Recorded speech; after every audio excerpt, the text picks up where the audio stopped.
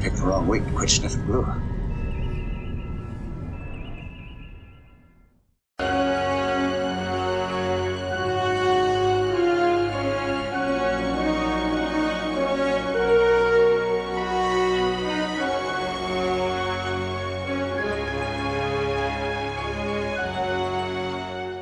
Good morning. Welcome to what I am hoping is the last week on the Type 9 shuttle, week 3. Over the weekend, I did a little bit more sanding and seaming. I did some of the delicate sanding that needed to get done, and recoated the white. Well, not a full coat, but touched up the areas that I sanded with the white, and then I put a gloss coat, couple gloss coats of clear over it, which will help facilitate the decaling. And I wanted to have that clear coat on there and dried for at least a day before I attempted any of the decaling. Now, decaling needs to get done, and I still have some detail painting which needs to get done, but that shouldn't interfere. It doesn't need to interfere with the decaling. I can do both. And then one single flat coat over the whole deal should finish it. But I'm going in and doing areas such as these thrusters, such as these transporter emitters, things like that, painting in the phaser strips. And I'm using, because I know that, or at least I think I could speak to the fact that Rick Sternbach has a tendency to use the same color schemes. I mean, he wants his ships to look uniform. So if this is a Voyager ship, it should share a lot of the same characteristics as Voyager. Same with the Delta Flyers, same way. In the use of the tans and the browns and that sort of thing. So that's why I've gone with the wooden deck tan around the window frames and the brown on the phaser, darker brown on the phaser strips. Also, when I was doing the light white coats this week, I put a misting coat over these brown panels in the back, and I only did the brown panels around the back hatch, not on the hatch itself.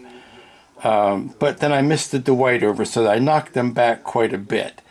But this morning, what I'm doing is I have cut some tape masks on the windows themselves, not over the whole frame, just on the windows, so that I could go back in and touch that brown. So I've done that. And now I am looking to be working on this detail right up here where the deflector dish is. And those are some more of this wooden deck tan brown, but they need to be stripes. Actually, that could probably go into the orange rust-ish mustard yellow color. But I'm looking at my reference color again, and it looks to be the same color as these guys. This mustard yellow.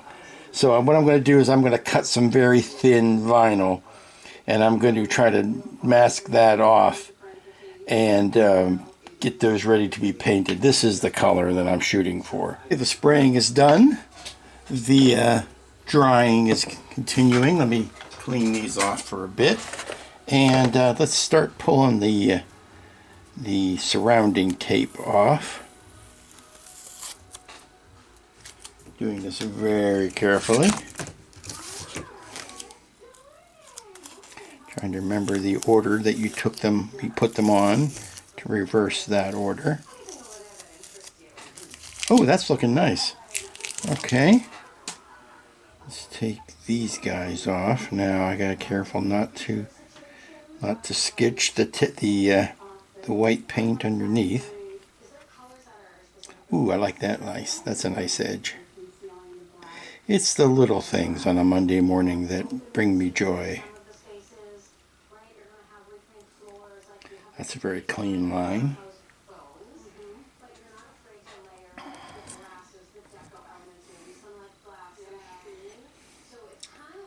And slide up under here.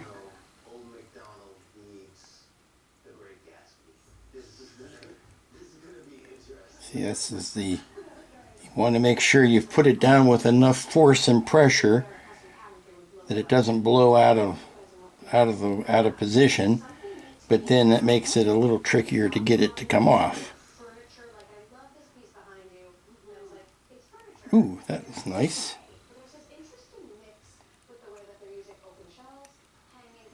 That one.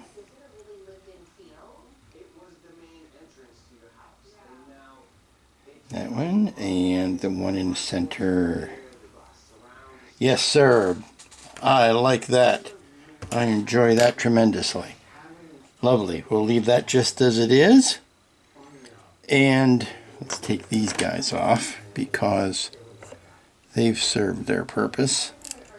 Take that one off. Take that one off. That one got a bit of whitish paint on there. I'm going to see if I can retouch that. That was a dark gray. Let me see if I can retouch that without closing up the holes underneath it.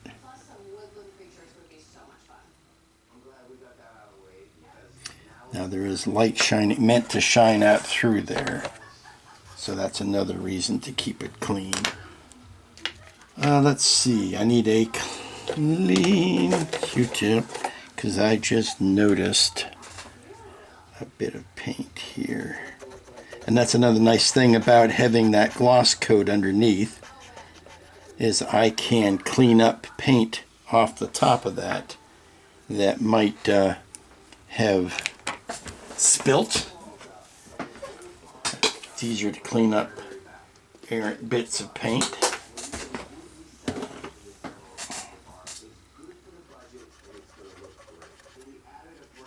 And it is gone. Come to a detail issue. Oh, just touch that up. We've come to a detail issue that I'm of two minds about because I've seen it both ways. Now, on some of the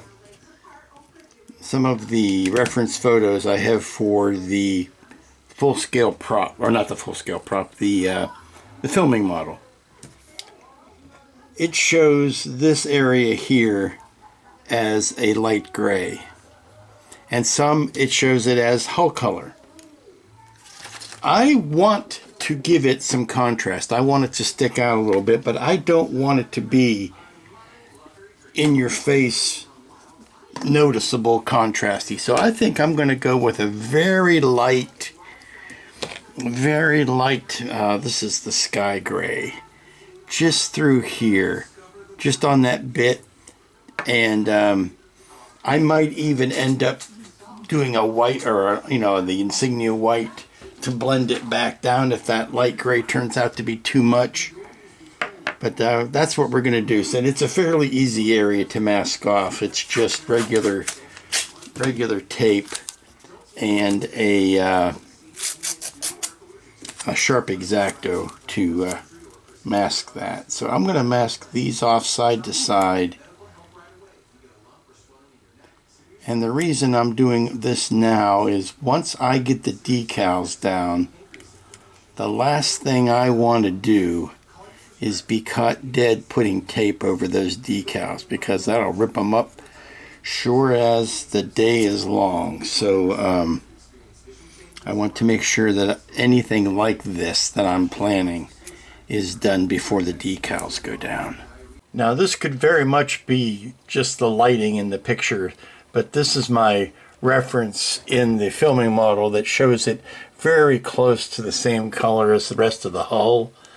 And then if I go back, I see these pictures that have it as a much more noticeable color. And I think this is closer to what I'm looking for, but I don't quite like that much contrast. So I might knock it back just a little bit. And here's where you get the idea of putting some coloration in these panels, although there doesn't seem to be any panel line delineation for this guy. It seems like decals would be much more appropriate for that, and these details here are completely absent on the model kit, so I don't know what to say about those. And here's what it looks like with one coat of sky gray over it. I think it's a little dark. I may want to mist that with some white just to knock it back just ever so much. And here we have the same painted on color here to give you those grays. I think it's a little contrasty. I mean, I'm trying to imagine what it looks like without the yellow tape around it, and I'm looking at this up against that, and I think it's a little much. So I took the tape off, and I think it's still, I mean, I already sprayed it with a little bit of the white, and then I took the tape off, and I think it's still just a little too contrasty. So I'm going to, since this is white all around it, it doesn't really hurt for me to knock that down a little bit more. I just have to make sure I don't get any on this phaser strip that I've already painted. Get a smaller piece of blocking material, a slightly smaller piece.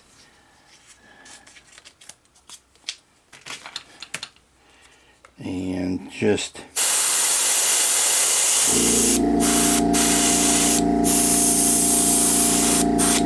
yeah, I like that better.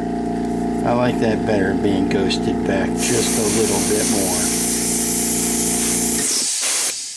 It still reads as gray, but not as in your face gray.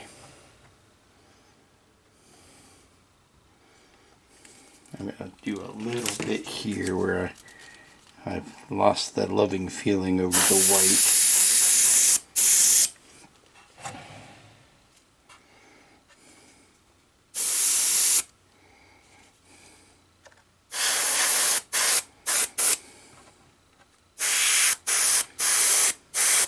I realize we are awfully late in the game, but the more I look at this back hatch from the outside, the more I would feel less than if I didn't try at least to beef up this perimeter to match more like the references.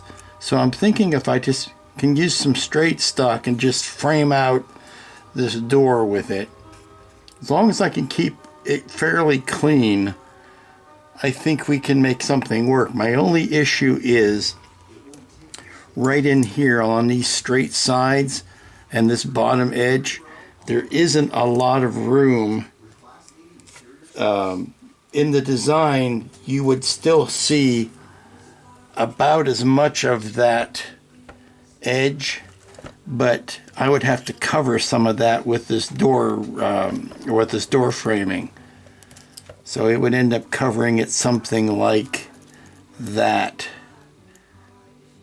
So that's where I'm kind of at right now. I'm going to cut some pieces, see if I can get them to lay down properly, and go from there. I'm trying to compromise on something that is thin enough yet fat enough, if that makes any sense. Thick enough this way, but slim enough side to side that I can add something like that just to give that indication of the framework of the door. And then of course once we paint it the darker brown, it will stand out even more. So it might need a little bit of spot putty on the corners, but I think I did okay on that frame of the back hatch. We're going to let that sit for a little while, let the CA cure. And I'm going to do a little bit of sanding on the corners and see if I need to put a little bit of spot putty in there. And then we'll be able to paint it up. Alright, I'm working on the base again, and I have to tell you, I was not wildly happy with the amount of light I was getting out of it when I had everything, you know, ringed around the rosy. So I decided to scrap that idea and have everything facing straight up to see whether I'd get more light out of it that way. And wouldn't you know, it seems that you do. When you put your graphic back over top of it, it just looks a whole lot better than the ring around the rosy business. I've got the inside. Now I've got to be careful. I don't want to chip up the paint here on his print, but I have to run the wire up through it This is the wire that's going to go to the ship. And now I can put that down in here. And when the time comes to actually do the final securing of it, I will put some epoxy in these holes here and sit this down into the epoxy, because I don't want it to go so far down that it's going to slice the wiring that's coming up through it. No real way around that except to put the epoxy on it before I put it down for sure. Do this kind of thing. And plus it means I have to keep track of the plug that's up here at the top when it comes time to plug it into the ship, or if I want to unplug this from the base to move it. Well, I've stopped working on the base for a while, and I went back and I painted in the frame of that door, the back hatch. It's going to need another coat because I'm painting it by hand, and the Tamiya's are showing the brush strokes. But it's good for now. I'll come back in a little bit and put another coat over top of that. And we'll still be able to do our gloss coat tonight before we close up. And then tomorrow we can hit the ground running on the decals. Say kids, what time is it? It's decal time! Yes, that's right kids. It's my favorite part of the model building experience, and that is putting the decals down, because it's just instant gratification, instant color, instant finish. I like it. Like doing it. Now I'm going to start with some of the lesser obvious ones, just to kind of get a feel for how these decals are going. These are Keith's printing, so they're chances are they're going to be pretty darn good. But we're going to start with the phaser strip decals, I think, and then work our way around, do some of the big flashier ones next. And then, without getting too far ahead of ourselves, the thing to do after that is going to be to do any touch-up painting that needs to get done after the decals are down. And then we can let it just dry all day, and then tomorrow morning put the final flat coat on it, and it'll be done. Now there's a school of thought about the Type 9 shuttle that it should have plating, that it should have, you know, some demarcation here of plates or whatnot. And my thinking is, and I've seen this on some illustrations, I've seen where they've gone in and they've, you know, put some shading here, some artificial plating. And my thought on that is, at this scale, if there was meant to be a plate there, there'd be a line there, there'd be a scribe, there would be a grid line or a physical detail that would tell you. So no, for my dollar, this could be a plate. These could be plates. You know, you could have some shading in there, but there's no cause to artificially add plating in here that's not in the kit. At that, again, Tom Paris stands this tall. This is entirely feasible that this is one piece of plating, metal, duranium, whatever you want to call it. I'm not going to throw in a bunch of artificial lines of shading just to break up the hull that much more. I think the way this is done without any shading in it is completely appropriate. So that's how I'm going to do it, and that's my thoughts on it. If you are building this kit and you want to add shading to it, by all means, you go right ahead. I'm just, let's see. There is, of course, these decals from Keith all have to be cut. They all have to be separated out because there is no carrier. I mean, there is carrier film. The whole sheet is carrier film. So they all have to be individually trimmed. And particularly these phaser strips decals. I can leave the spacing in between them, but I need to cut out the area, particularly the one that goes underneath. So that's kind of where I'm at.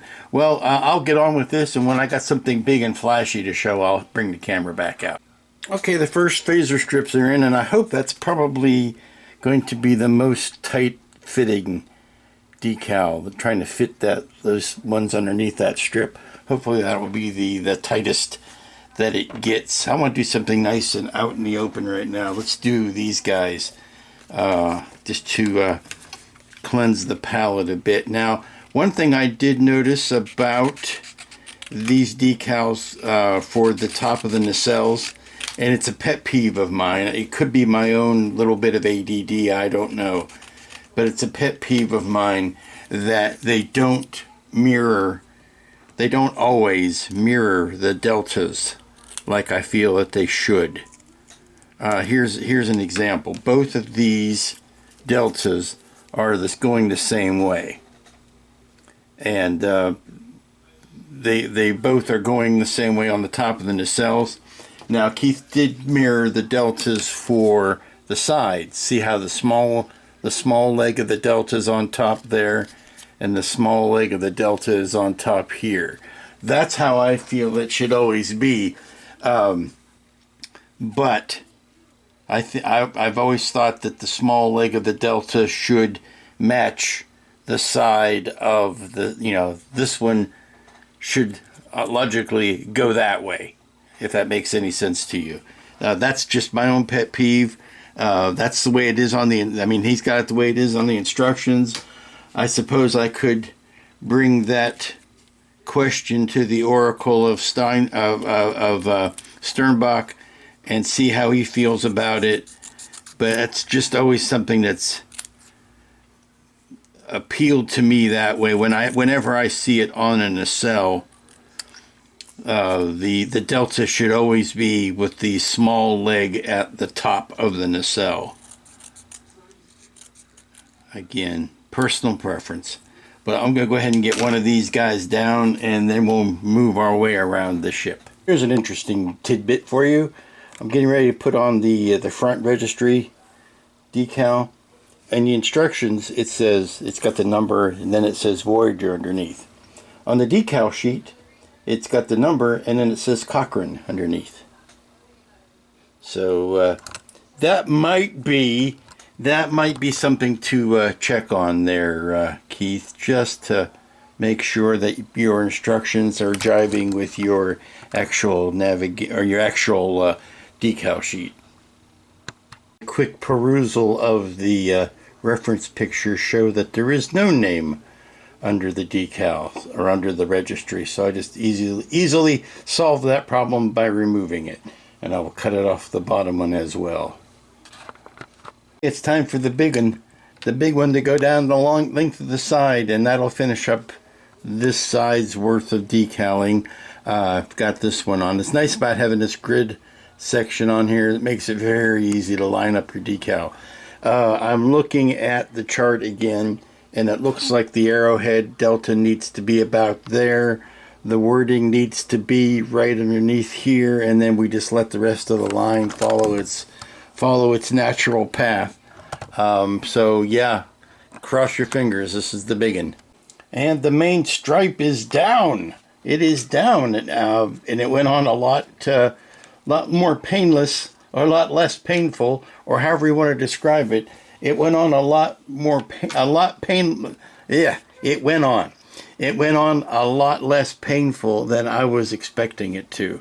I think the secret is to let the curve of the decal work for you, because a lot of that's already baked in. If you can start it in the right spot, just let its natural curve do the work for you. I kept my eyeball between this stripe and this edge of the white, and this stripe and this edge, not this edge down here. There's an edge right there. And as long as I kept it in the center of that, I think we're good. Now there's this natural jog back here, where it hits the second or the back half of the ship and it hits that little rise. That actually helps you, because if you've got anything that is slightly out of wonk, you can use that little area to kind of refudge it back into shape to do the rest of it. So yeah, that went down a lot more easily than I was expecting. So, and I've also taken the opportunity, I know Keith has put these circles and triangles on here just to add a little bit of interest. And I put the circle over the where the strobes are. I don't know about this one. I put it over this detail here. I don't know about that. I might take that one off so that I can put the, I've got enough. But if I put it over just over the strobe positions, it might look a little bit more intentional. But yeah, woohoo! That was the big one. I think I'm going to start on the other nacelle now. I don't want to interrupt a good thing while it's going. Last big decal is in the water. Now I have some little scrap decals, not scrap, but I have another registry and a phaser strip and some detail decals that have to go up underneath the nose there, that I am going to wait until later today, at least give these guys a chance to start settling in before I flip this thing on its head to do those. So I've got one last big one to do, and to me it's more important that it is symmetrical to this than it is even to whether it's on straight or not. I just need to make sure it's on mirror to the other one. And you can see I got these details in, I've got those details in, got the strobes covered, all three of those covered. Got these little greebly ones on. Now there's still some detail painting that I can do, notably on these greebly panels, that I still want to do in, but I want to get these decals as much time to settle in as possible before I put the flat coat on, and that flat coat will happen tomorrow morning. But yeah, we're almost ready to put the last big decal down, and again, your fingers crossed would be appreciated. Huzzah! 3 cheers and a tiger for me. Yes, the second stripe is on. So yay. We're at a place now where we're ready to let, and more importantly, when you look down the barrel, they are symmetrical. They start at the same spot. What we're going to do now is let all this dry, let the decals dry, and then I'm going to do some touch-up paint while it's drying, because I need to have it in this position. But I need to let it dry for a while, flip it over, and put these last few decals up underneath the nose, and then we'll be done. Good morning, everybody. It's Wednesday. It is the last work day of the week for me. It is the last work day on the Cochrane shuttle, as far as I understand it. I am getting ready. It's early morning. Well, not early morning, but earlier than normal. But I've got to get outside and get this thing sprayed while I can still stand the heat. It is hotter than the devil's nutsack out there this week, and it's not getting any better anytime soon. So this morning I need to put a quick coat of clear flat over all of these decals, and then flip it over and do the bottom, and then I will be ready to mount it to this base, which I have got nicely ready for it with the plug coming out of the top. I worked on this yesterday. I've got the electrical tape around the side, around the top, to seal everything in. Everything's looking good there, but I need to quickly take this outside and put a flat coat on it. Okay, so the flat coat has dried, and ladies and gentlemen, I'm going to give you a textbook example of why you put a clear coat under your decals, B, you be very sure when you're putting your decals down that you're not getting any trapped air under them, and C, let them dry, let the decals dry overnight, and then D, you put a flat coat over top of them, because when you do all of those steps in that order, this is the kind of result you can get. Now I'm going to do something you really shouldn't do to your model unless you're very confident in your abilities, because it is very, very disheartening to see your work blown up, magnified that highly. But I'm sorry, I'm messing with my tripod here. But I want you to look at, wait for it to focus, the complete or almost complete absence of carrier film. You can see it there above the lettering, above the numbering, I'm sorry, right above the 7 and 4 there. But I am extremely magnified to get you that view. The carrier film has all but disappeared. And this is, again, this is Keith's decals, which are, I won't say unprofessional because they are certainly professional, but they are not mass-produced decals. These were printed on a laser printer, I believe. This is not the type of deal where I'm talking about things that were screen printed by professional decal companies in commercial kits. This is the kind of result you can get even with a decal sheet. So you can see a little bit of halo there around that delta. But even with a homemade slash what I call homemade decal, that's the kind of result you get if you can treat your remember to take the time and treat your decals properly. But I say all that to say this. We're done. All that's left to do is to put this on the stand, but I have taken the last of the masking off of the windows, kept it clean while I was putting the flat coats down. All of the decals are set in. Everybody's beautiful. Everybody's lovely.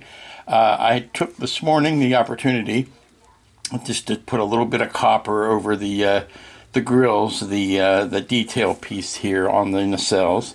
Just a little bit of copper over top of that.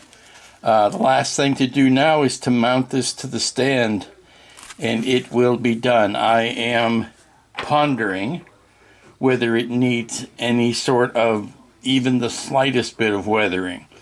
What I like about it is that at this scale, regular lighting, you know, just from a lamp or from the sun or from whatever, is giving me the shadow lines that I want. It's giving me all of that detail without me having to put in any artificial weathering. So I am of two minds about whether I need to add anything. This is, I'm treating this as a fairly new shuttle. It does not have a lot of atmospheric weathering on it yet. I'm of a mind to leave it be as it is. So I may come back to it at a later date and decide to add something to it. But for right now, honestly, I'm happy with where it is. Here is the base. Since you last saw it, I put the black felt on the bottom. I've got everything sealed up. It's ready to go. All I need to do is to maneuver the ship over to where I can plug this jack, plug those two pieces together, and then push this down the tube and set this on this metal post. And that's what I'm going to do now. But if you think I'm going to do this on camera, you are out of your mind. Hey Lou, what's that big black spot on the side of your ship? Well, I'll tell you, friends, I was looking at this thing with the critical eye and had all the lights off, and more importantly, had these lights off. And I noticed I was getting a light leak through the hull here still. I thought it was a reflected light. It was not. It was an internal light. And that's no bueno. And now, unfortunately, it's also got a decal over top of some of it. So what I've done is I've taken a little bit of tulip, my light blocking paint, and I've painted over that. And then I'm going to put another coat of the white that I have mixed up. I have the insignia white mixture that I made. That's going to go over top of that, and hopefully that will mitigate the worst of it. But it's just something that I did not spot until I had everything in its final configuration. I also noticed a couple spots where the green light was spilling up through here that I wanted to take care of. So that's what I'm doing. I've got a few hours left today that I can let that dry and come back and patch it in before we're all, breaking the bottle of bubbly over it and calling it a done thing. But it is on the base, and when you turn this off, of course, everything looks better. And then you turn that on, and that base, I tell you, Keith makes a good-looking base. That is just what I needed to set this off. Because the ship itself, honestly, it's a white ship with Starfleet markings on it. There's not a lot of color, not a lot of pizzazz to the ship itself. No slight there, Rick. I mean, it's just when you have something like this that can throw some color up on the underside of your ship, it's a better thing, and it's something that can be celebrated. I noticed on the windows, again, after I took the last bit of tape off, that there was a little bit of that stress fracturing here on the styrene, where you see some lines coming through. Nothing I'm going to lose any sleep over, but I noticed it did happen, and I think it's because of the tightness of it being jammed up in there. The thickness of this styrene, it's a little bit thicker than the acetate that the kit comes with, but it's still, I think, just that little bit. By the time you jam everything in there, it caused just a little bit of that stress fracturing. But I can live with it. But I noticed it on the front corners of this one and on the other side, so I think that's definitely what caused it. But I am shocked, I am gladdened, I am ultimately surprised by how clean these windows managed to keep. In all of the hustle and bustle of working on this thing, I was almost ready to guarantee that I would stick a thumbprint on it or something, or get a big smudge on it somewhere. But it seems to have come through relatively unscathed. So let's take a look at the Paris figure inside there. Oops, got the glare of the overhead light on it. There's the Paris figure, and Milana Torres over here.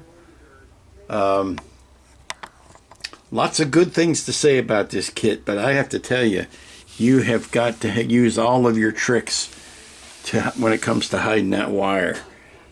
I wanted to show the impulse engines are in and are lit. There's that door frame that I put on the hatch yesterday. Is it yesterday? Seems so long ago. No, it was 2 days ago that I put that on there. But yeah, there you be. That is the Cochrane shuttle, Type 9. So we have a progress report. I started with the black tulip, let that dry, put a coat of the dark gray, which is what I used for a lot of my light blocking, let that dry, dabbed over it with the flat white that I made, and we're letting that dry. We're almost to the point where a light sanding and then a final top coat, and that'll be it for that patch. We have a little bit of a light leak behind those red stripes. I'm going to leave it. Everything else is still looking very nice. Well, the last coat of the white is on, and it still needs a little bit of work, but I'm not going to let it stop me from declaring this project done, so that I can get this video put together and uploaded in time for my abbreviated week. So here you go. Everything is, we hit the overhead light so you can see the everything is working. Strobing. I don't know why I keep fixating on that. It's just a miracle when that stuff actually works for me. And here we have, now see, that is, I'm seeing some red, but that is reflected shine. That is not a light leak. But there you go, and there's down the barrel. Although it's interesting, if you were to look right where the pilots are seeing, if they look straight ahead, all they see is this railing in the way. It's okay if Tom wants to look out this way, or if Balana wants to look this way, or out the side windows, but it's like having those really annoying posts on your windshield, but having them be real thick and in the way. That's just something that just occurred to me. See, there's plenty of view that way, but dead on, their view is obstructed. And then there's Tom. And that is the Type 9 Shuttle Cochrane. And that wraps up the Type 9 Speedboat Shuttle build. 2.5 weeks of fun in the sun. I will tell you, I really enjoyed it. Problems notwithstanding, I really enjoyed this kit. Keith's 3D kits are always a pleasure to work on. Very well designed by Sophie Rose. Very well produced by Keith over at Cosmic Scale Models. If you've got the coin, I highly recommend it. I know he's got a veritable cornucopia, a smorgasbord, if you will, of other shuttles getting ready to come out in the near future. I look to be patronizing those when they're available. It was really good to get back into deep space again. Now, I did not do the count. Let me see. 1, 2, 3, 4, 5, 6, 7, 8, 9, 10, 11, 12, 13, 14, 15, 16, 17, 18, 19, 20, 20 individual LEDs. 1, 2, 3, 4, 5, 6, 7, 8 strip LED, 8 segments of strip LED. So 28 different lighting, individual lighting sources. All crammed into that one little ship. So until next week, and I'll probably do a figure just to wipe the palette, just to do a little cleanup. Plus I got a scat of figures to work on. But I'll probably do a figure next week. When I get back, I am in fabulous Bonne Terre, Missouri, this upcoming weekend for the Show Me Space show. And I'll certainly let you know how that went when I get back in next week. So until then, y'all be safe, be smart, be good to each other, be good to yourself, stay out of the heat if you can, and we'll see you here next time.